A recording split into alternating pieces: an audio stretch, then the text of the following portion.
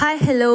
இப்போலாம் NEET ஃபினிஷிங்கில் stitch பண்ணுறதே ஒரு ஃபேஷனாக இருக்குது. அந்த வகையில் இன்விசிபிள் பட்டி எப்படி ஸ்டிச் பண்ணுறதுன்றதை பார்க்கலாம். அதுக்கு முன்னாடி நம்ம சேனலை சப்ஸ்கிரைப் பண்ணாதவங்க சப்ஸ்கிரைப் பண்ணுங்கள், லைக் பண்ணாதவங்க லைக் போடுங்க.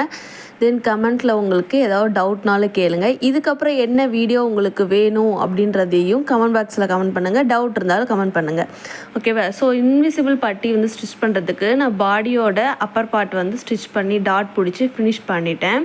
ஸோ ரைட் சைட் ஃபேஸிங் பட்டியோட ரைட் சைட் ஃபேஸிங்கை ரெண்டையும் அட்டாச் பண்ணி ஒரு 1/2 இன்ச் மட்டும் நான் ஸ்டிச் பண்ணுறேன். ஏன் அப்படின்னா ஸ்டார்டிங்லேயே 3 கிளாத்தும் ஸ்டிச் பண்ணும்போது நமக்கு அலைன்மெண்ட் கொஞ்சம் கரெக்டாக வராது. நமக்கு 3 சேர்த்து கரெக்டாக பிடிக்க முடியாதுன்றதுனால நான் ஃபஸ்ட்டு 1/2 இன்ச் பிடிச்சிட்டு இப்போது பட்டிக்கு உள்ளார நம்மளோட ஃபுல் பாடி கிளாத்தும் இன்சர்ட் பண்ணி ஃபோல்ட் பண்ணி வச்சுட்டேன். ஸோ ஃபோல்ட் பண்ணிவிட்டு பட்டியோட லைனிங்கு, தென் அதுக்கு அடுத்தது நம்மளோட பாடி பார்ட்டு, தென் பட்டியோட மெயின் கிளாத்து. ஸோ இது 3மே ஃபோல்ட் பண்ணி கரெக்டாக எடுத்துக்கிட்டு 1/2 இன்ச் நான் மார்க் பண்ணி எடுத்துக்கிட்டேன். நான் சீமல் அலவன்ஸ் 1/2 இன்ச் மட்டும்தான் கொடுத்துருக்கேன்.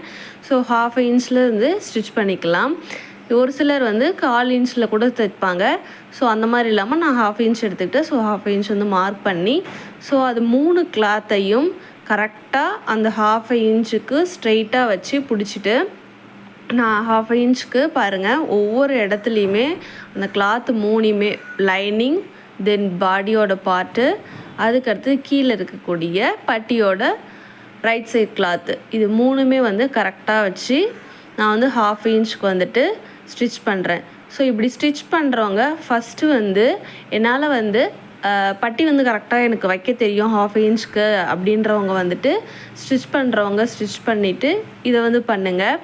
இல்லை நான் நார்மலாக தான் ஸ்டிச் பண்ணுறேன் அப்படின்றவங்க ரஃப்பான கிளாத்தில் சும்மா 3 கிளாத்தை எடுத்துகிட்டு அதுக்குள்ளே ஒரு கிளாத்தை இன்செர்ட் பண்ணி ஸ்டிச் பண்ணி பார்த்துட்டு இது பண்ணுங்கள். ஏன் அப்படின்னு சொல்கிறேன்னா, இதில் நீங்கள் எக்ஸ்ட்ரா ஒரு பாயிண்ட் பிடிச்சிட்டிங்க அப்படின்னாலும் நமக்கு ஹூக் சைட்லேயோ இல்லை நெக்லேயோ லென்த் குறைஞ்சிரும். ஸோ அப்படி குறையும் போது ஹூக் மாட்டும் போது ஒரு சைடு லென்த் அதிகமாகவும் ஒரு சைடு லென்த் கம்மியாகவும் நமக்கு இருக்கும்.